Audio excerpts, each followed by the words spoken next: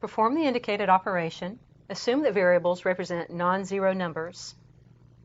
Here we have a trinomial 2x squared plus x minus 36 divided by a binomial x minus 4.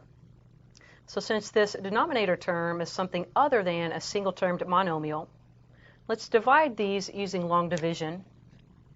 So we're going to set this up as x minus 4 divided into 2x squared plus x minus 36. And to begin our long division, we're going to focus on these first terms and say x goes into 2x squared how many times? Well, x goes into 2x squared 2x times. I'm going to move over one space so that I can align all of my like terms in the same column. Now let's multiply back. 2x times x is 2x squared, keeping like terms in the same column. 2x times negative 4 is a negative 8x.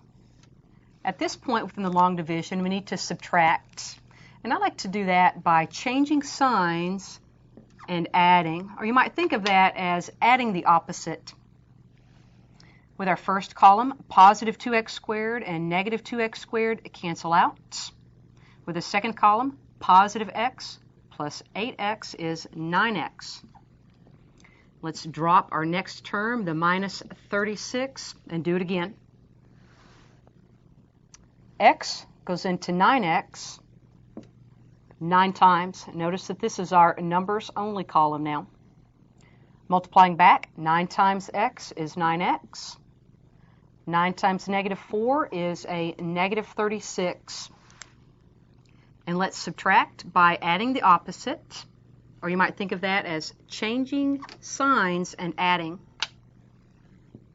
So a positive 9x plus a negative 9x cancels. Negative 36 and positive 36 cancels as well. This division problem has a 0 remainder. Let's clearly identify our answer. As we divide these two polynomials, that answer, also called the quotient, is 2x plus 9.